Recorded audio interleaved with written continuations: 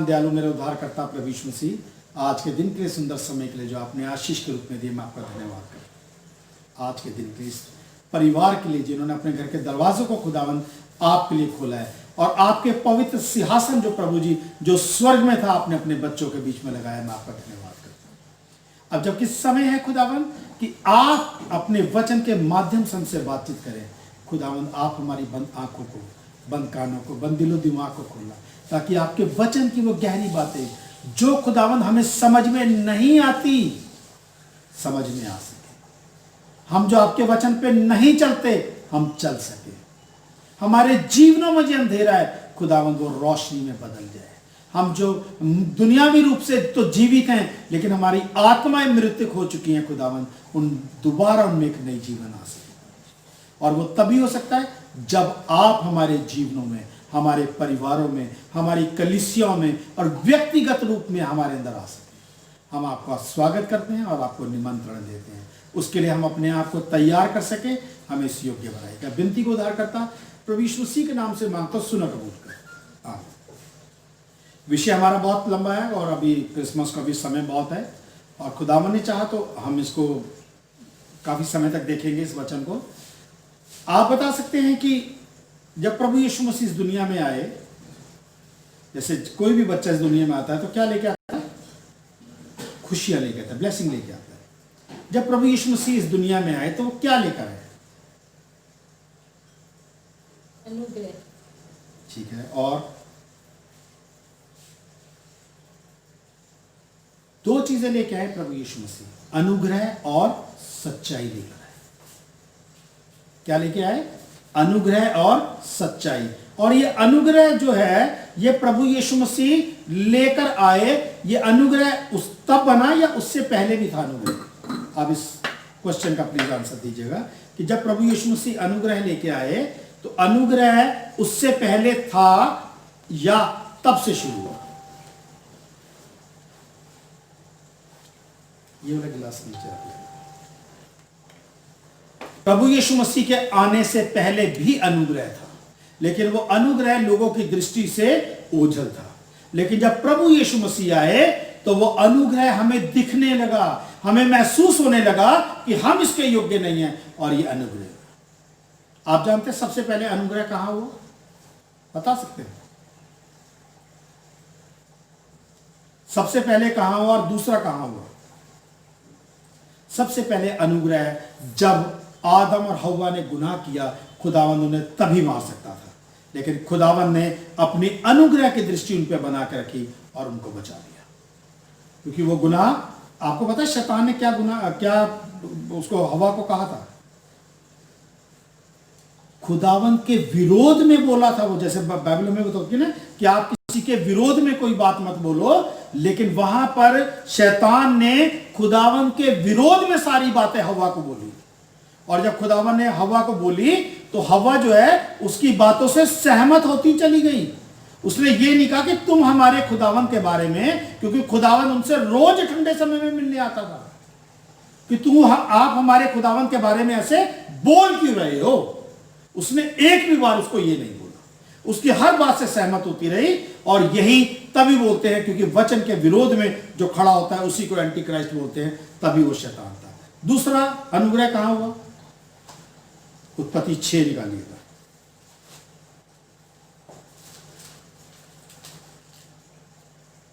उत्पत्ति 6 उसकी 5वीं आयत से पढ़िए।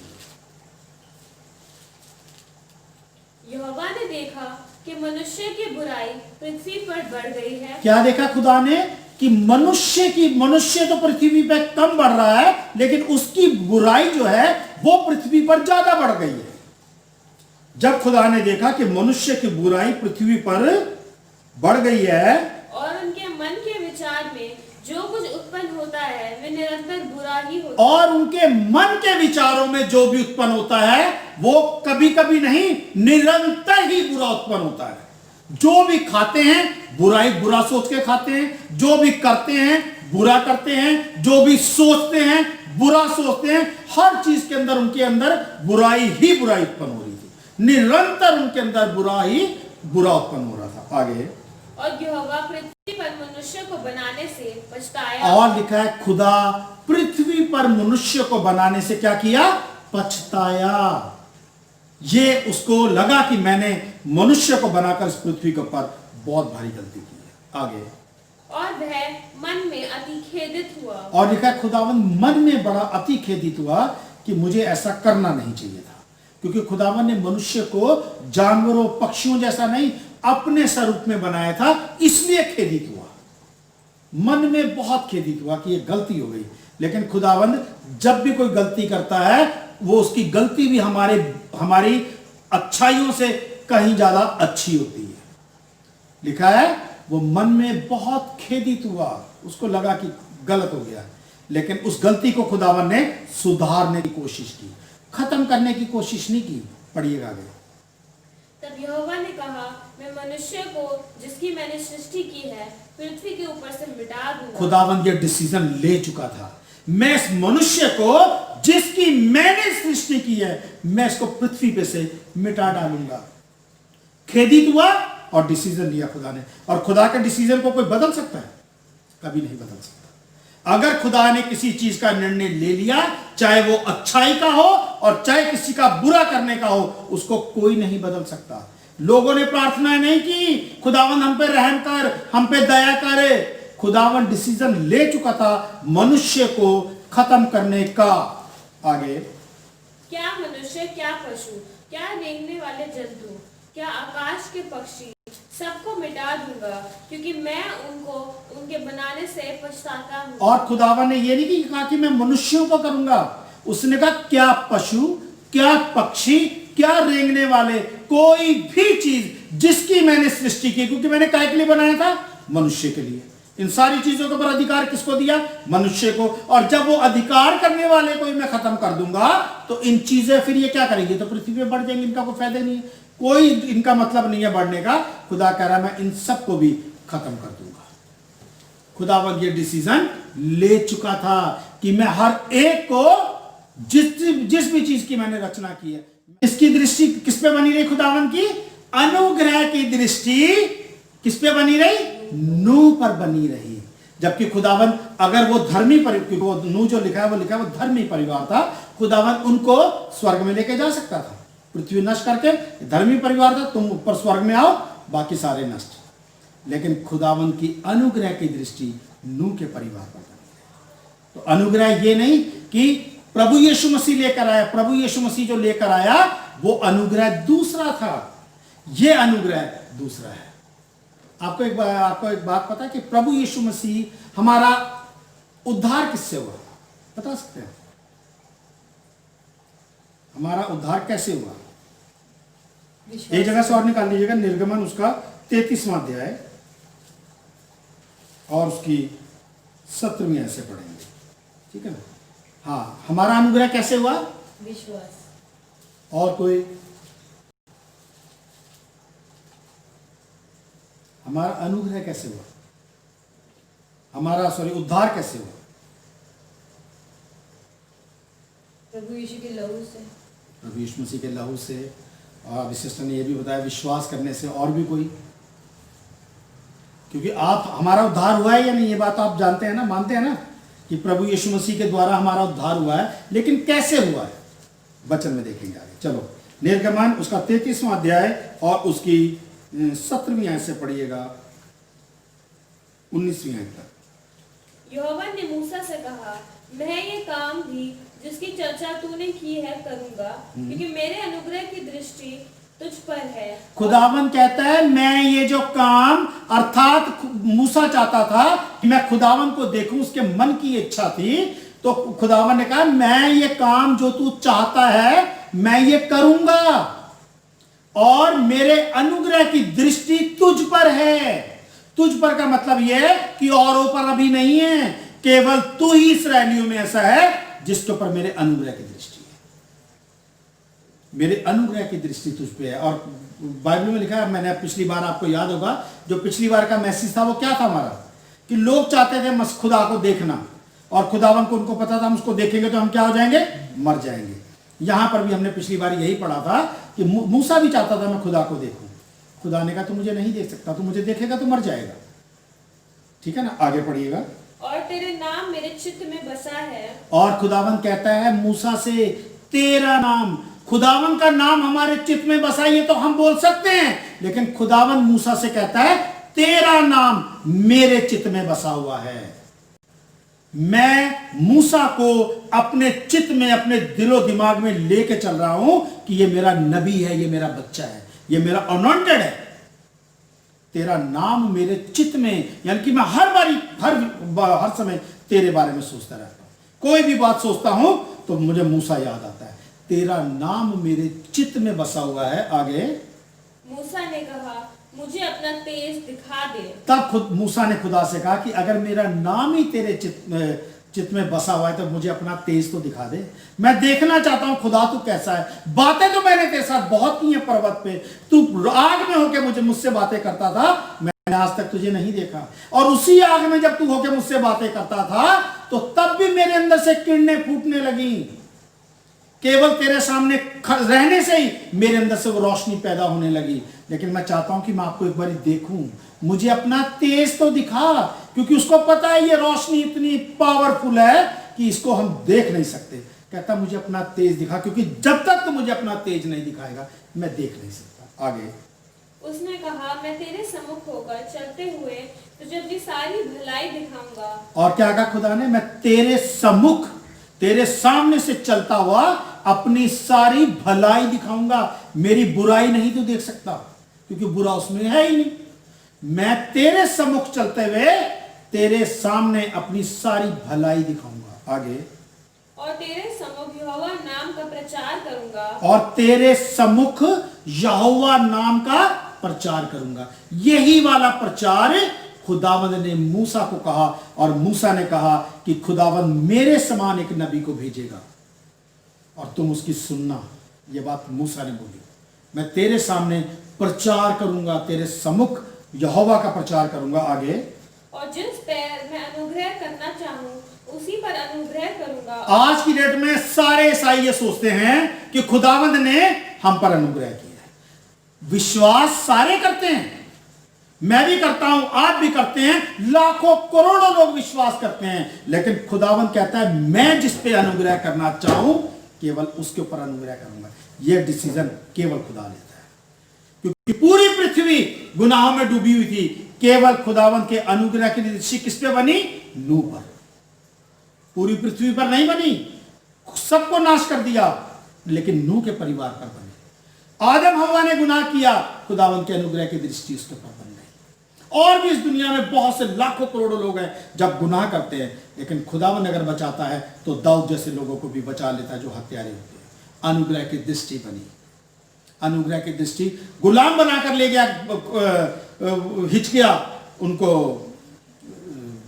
डैनियल वगैरह को, हिचकिया नहीं, जो वहां का जो राजा था, तो वो जब गुलाम बना के ले गया, लेकिन खुदावंद के अनुग्रह की दृष्टि केवल डैनियल पर बनी। डैनियल के द्वारा शद्रक, मेशक और अबेदनगो पे भी बनी। बहुत लोग हैं, बहुत लड़कियां, औरतें थी जो उसके शेरेस राजा के सामने गई, लेकिन खुदावंद की अनुग्रह की दृष्टि केवल एस्तर पे बनी।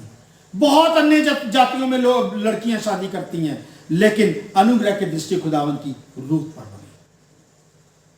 बहुत लोग खुदावंद की सेवा करते हैं उसके भवन में, लेकिन खुदावंद के अनुग्रह की दृष्टि बनी तो सैमुएल पे बनी।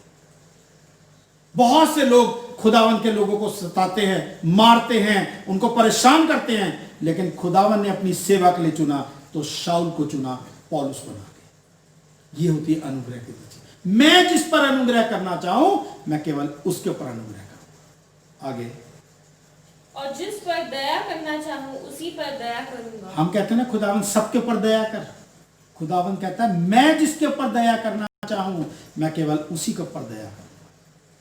मैं क्या बता रहा हूं आपको, हजारों गड़ड़िए मैदानों में अपने भेड़ों की रखवाली कर रहे थे, लेकिन कुछ चुने हुए गड़ड़ियों के ऊपर ही खुदावंद की अनुग्रह की दृष्टि हुई, और वहीं पे जब्राइल स्वर्गदूत भेजा गया कि तू जाकर प्रचार कर।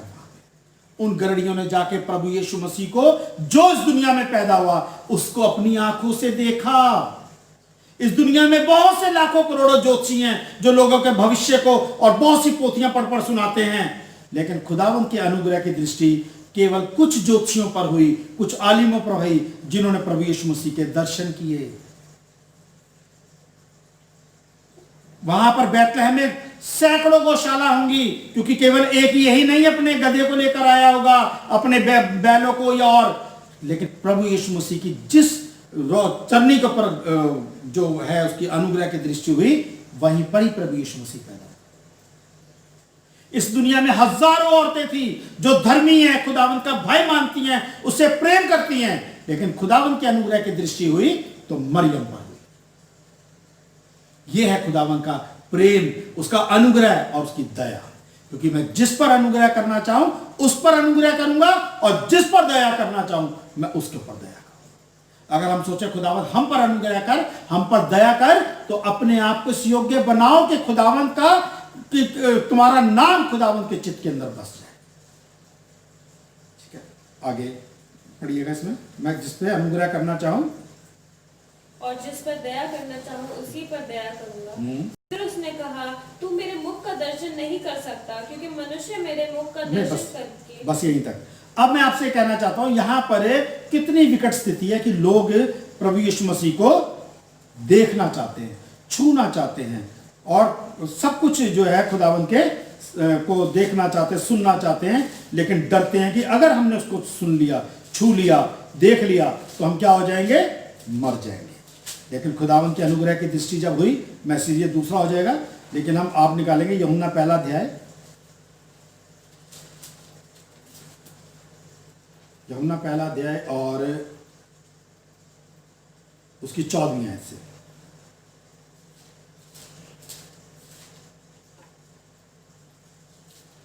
और वचन देहधारी हुआ और अनुग्रह और सच्चाई से परिपूर्ण होकर। लोग इस बात को तो मानते हैं कि प्रभु यीशु मसीह पैदा हुआ, लेकिन और बातें नहीं जानते हैं। लिखा है वचन देहधारी हुआ, लेकिन कुछ क्वालिटी के साथ हुआ, अनुग्रह और सच्चाई से परिपूर्ण, कोई कमी नहीं खुदावन ने इसको उसके अंदर छोड़ी जब इस दुनिया में है। परिपूर्ण का मतलब यह है कि एक बिंदु की भी उसके अंदर कमी नहीं थी। प्रभु यीशु मसीह अनुग्रह और सच्चाई से परिपूर्ण होकर देहधारी हुआ। सच्चाई कौन सी? बाइबल को तो सारी दुनिया जानती है, पढ़ते हैं, सुनते हैं, लेकिन सच्चाई को नहीं जानते हैं कि सच्चाई कौन है, अर्थात प्रभु यीशु मसीह। उस सच्चाई को एक्सेप्ट नहीं करना चाहते हैं। प्रभु यीशु मसीह को तो अपना उद्धारकर्ता मानते हैं, अपना स्वामी मानते हैं, अपना पिता मानते हैं, लेकिन जो उसने सच्चाई बोली, किसके विषय में सच्चाई बोली? क्या भी पढ़ा था हमने कि मैं यहोवा अपना प्रचार करूंगा। यहोवा को अपना प्रचार करने की कोई जरूरत नहीं है, लेकिन यहोवा यह प्रचार करना चाहता है कि जो सच्चाई लोग यहोवा के बारे में नहीं जानते, उस सच्चाई को प्रभु यीशु मसीह लेकर आया। और अनुग्रह से परिपूर्ण होकर क्यों आया? जिस यीशु को लोग, जिस खुदा को लोग देखना चाहते थे, जिस खुदा को लोग छूना चाहते थे, जिस खुदा को लोग सुनना चाहते थे, और ना देख पाते थे, ना सुन पाते थे, ना छू पाते थे, वही खुदा लोगों के बीच में एक मनुष्य बन के आया, एक बच्चा बन के आया और लोगों की गोद में खेलने लगा। यह अनुग्रह लेकर आया। आप समझ रहे इस बात को? नहीं, खुदावंद लोगों के बीच में एक इंसान बनकर आ गया, क्योंकि जब तक वो खुदा है लोग उसको देखेंगे तो मर जाएंगे, लेकिन अब वो लोगों के बीच में जब मनुष्य बनकर आया, लोग उसको छूने लगे, उससे बातचीत करने लगे, उसको अपनी गोद में खिलाने लगे, और अब मरने नहीं लगे, क्योंकि यही यहोवा, यही खुदा उनके लिए जीवन लेकर आ गया। यह अनुग्रह लेकर आया। पढ़िएगा आगे। और अनुग्रह और सच्चाई से परिपूर्ण होकर हमारे बीच में डेरा किया। अनुग्रह और सच्चाई से परिपूर्ण होके किनके बीच में डेरा किया? हमारे बीच में डेरा किया। हमारे बीच में डेरा किया। इसमें वर्ष में आगे जाने से पहले इसकी 11वीं वर्ष को पढ़े। वह अपने घर आया और उसके अपनों ने उसे ग्रहण नहीं किया। आज भी प्रभु यीशु मसीह की यही दशा कर रखी है। अपने घर में आया, अपने लोगों के बीच में आया। खुशियां तो सारी दुनिया मना रही है प्रभु यीशु मसीह के आने की। अपने घर में आया, अपने लोगों के बीच में आया, और अपने घर के लोगों ने और अपने ही लोगों ने उसको एक्सेप्ट नहीं किया। पढ़िएगा दोबारा इस वर्ष को। वो अपने घर में आया, वे अपने घर पर आया और उसके अपनों ने उसे ग्रहण नहीं उसके किया। अपनों ने, लिखा है जो उसके अपने थे उन्होंने ही उसको ग्रहण नहीं किया।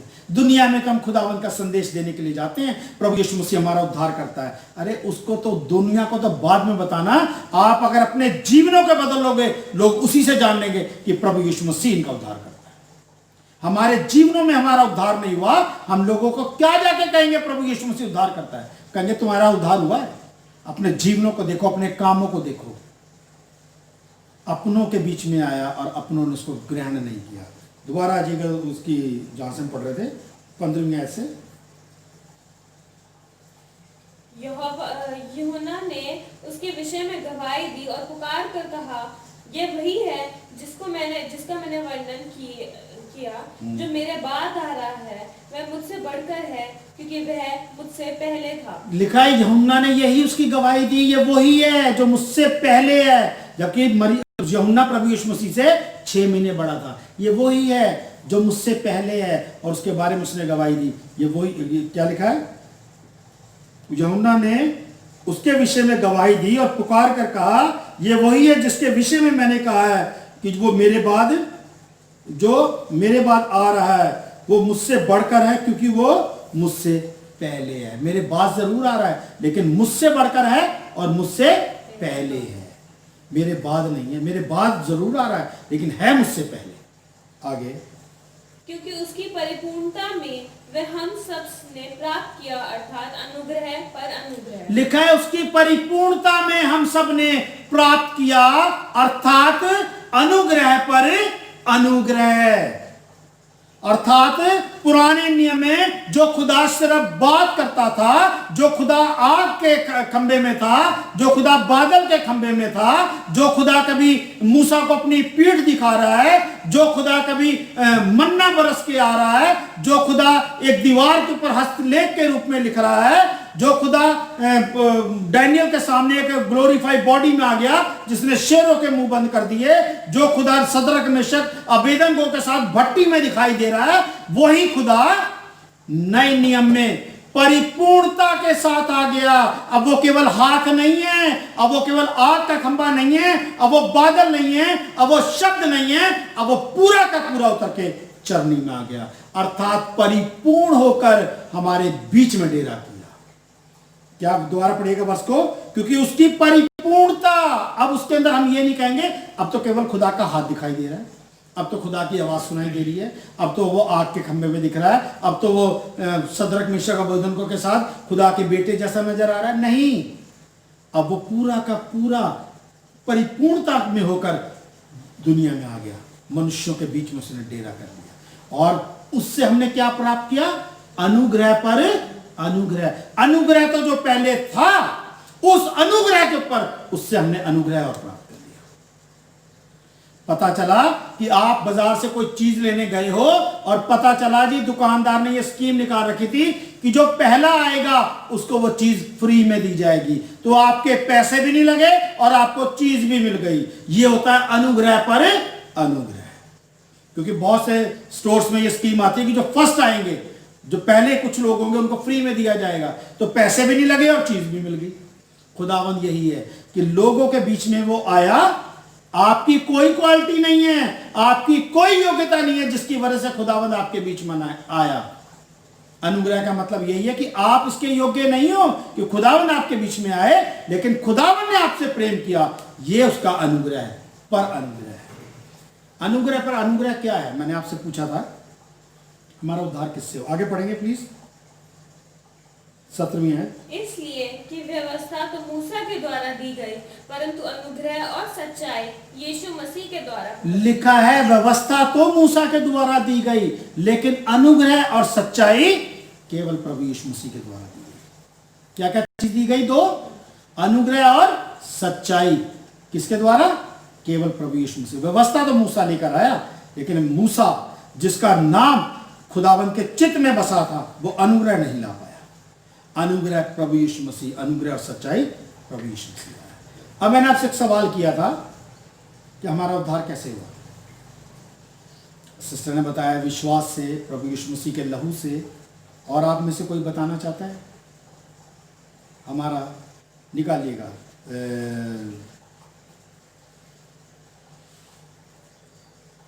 इफिसियों 2 अध्याय, क्योंकि आज की डेट में इस सच्चाई को लोगों के पास लोग जानते ही नहीं है। और जब लोग जानते नहीं है ना, यही है वो सच्चाई जो खुदा लेकर आया है और चाहता है कि सब लोग जाने। इफिसियों 2 अध्याय, पेज नंबर है 285, नहीं 265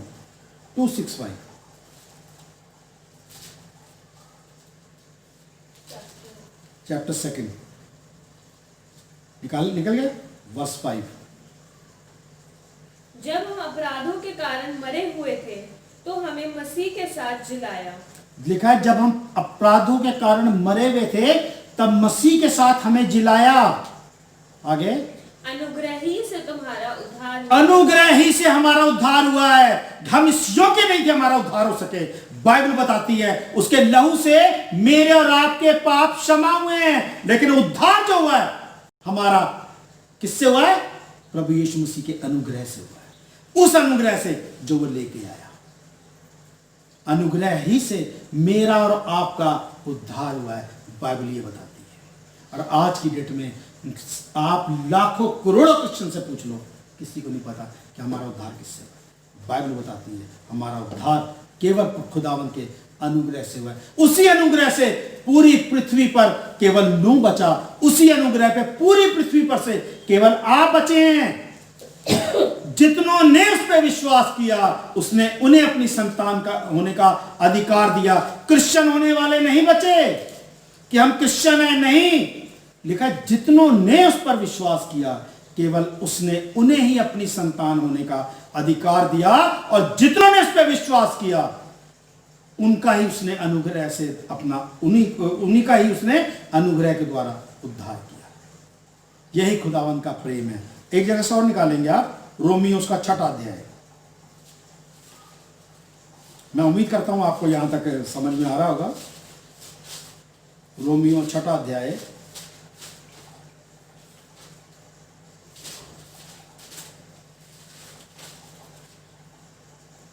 निकाला जी आपने?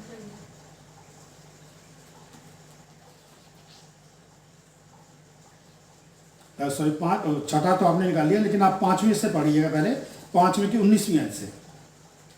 क्योंकि जैसा एक मनुष्य के आज्ञा न मानने से बहुत लोग पापी ठहरे, वैसे ही एक मनुष्य के आज्ञा मानने से बहुत लोग धर्मी ठहराए। एक मनुष्य की आज्ञा ना मानने से, आदम ने जो किया उसने आज्ञा नहीं मानी, उसके द्वारा पूरी दुनिया पाप में डूब गई।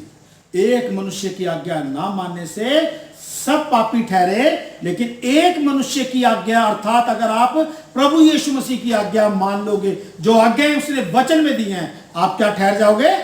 धर्मी ठहरोगे। आगे, वैसे ही एक मनुष्य की आज्ञा मानने से बहुत लोग धर्मी ठहरेंगे। व्यवस्था बीच में आ गई कि अपराध बहुत हो। व्यवस्था बीच में आ गई कि अपराध बहुत हो, परंतु जहाँ पाप बहुत हुआ वहाँ अनुग्रह उसके भी कई अधिक हुआ। लिखा है जहां पाप इस दुनिया में बहुत ज्यादा हुआ, हर दुनिया का आदमी पाप में डूबा हुआ है, लिखा है उससे कहीं ज्यादा खुदावन ने अनुग्रह दे दिया कि तुम किसी भी कारण से नहीं बच सकते। मैं इस पृथ्वी को आज भी नाश कर सकता हूं जैसे मैंने नूह के समय में किया था, लेकिन लिखा है जहां पाप बहुत हुआ उसका अनुग्रह उससे कहीं ज्यादा हुआ। आगे, कि जैसा पाप ने मृत्यु फैलाते हुए राज्य किया, वैसे ही हमारे प्रभु यीशु मसीह के द्वारा अनुग्रह भी अनंत जीवन के लिए धर्मी ठहराते हुए राज्य करे। लिखा है जैसे पाप के द्वारा पाप ने मृत्यु फैलाते हुए राज किया, वैसे ही हमारे प्रभु यीशु के द्वारा अनुग्रह, प्लीज पढ़िएगा, मेरे को दिख नहीं रहा यहां से, कि जैसा पाप ने मृत्यु फैलाते हुए राज्य किया, जैसे पाप ने मृत्यु फैलाते हुए राज किया, क्योंकि जब पाप आया मृत्यु उसके बाद आई, पाप के द्वारा ही मृत्यु आई और उसने इस दुनिया पर राज किया। आज की डेट के अंदर हर कोई जो पैदा होता है वो मरता जरूर है गुनाहों में, लेकिन प्रभु यीशु मसीह ने भी उस मृत्यु के ऊपर विजय प्राप्त की। जैसे पाप ने मृत्यु फैलाते हुए राज किया, वैसे ही हमारे प्रभु यीशु मसीह के द्वारा अनुग्रह भी अनंत जीवन के लिए धर्मी ठहराते हुए राज्य करे। अनुग्रह से अनंत जीवन के लिए धर्मी ठहराते हुए राज करे। छठे अध्याय की पहली आयत जरूर पढ़िएगा, पहली और दूसरी। तो हम क्या कहें? क्या हम पाप करते रहें कि अनुग्रह बहुत है? और वो कहता, पौलुस कहता है इसका मतलब ये कि अगर अनुग्रह बहुत हो रहा है तो हम पाप करते रहें जी, खुदा तो माफ करता रहेगा। कहता है इसका मतलब हम पाप बहुत करते रहें, छूट मिल गई हमें पाप करने की कि अनुग्रह आ गया है अब तो हम पाप करते रहें जी, कोई प्रॉब्लम नहीं जी, खुदा माफ कर देगा।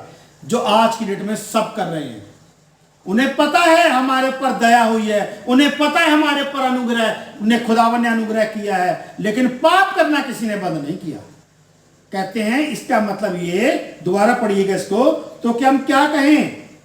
क्या हम पाप करते रहें कि अनुग्रह बहुत हो? क्वेश्चन मार्क लगा है दोनों जगह कि एक तो लिखा है तो हम क्या कहें, पहले क्वेश्चन मार्क, फिर क्या हम पाप करते रहें कि अनुग्रह बहुत हो? कदापि नहीं, कदापि नहीं। पौलुस कहता बिल्कुल भी ये मत सोच लेना कि अगर अनुग्रह बहुत हुआ तो पाप न करने की छूट मिल गई है, कदापि नहीं। एक जगह से और निकालेंगे, दूसरा कुरिन्थियों 6 अध्याय,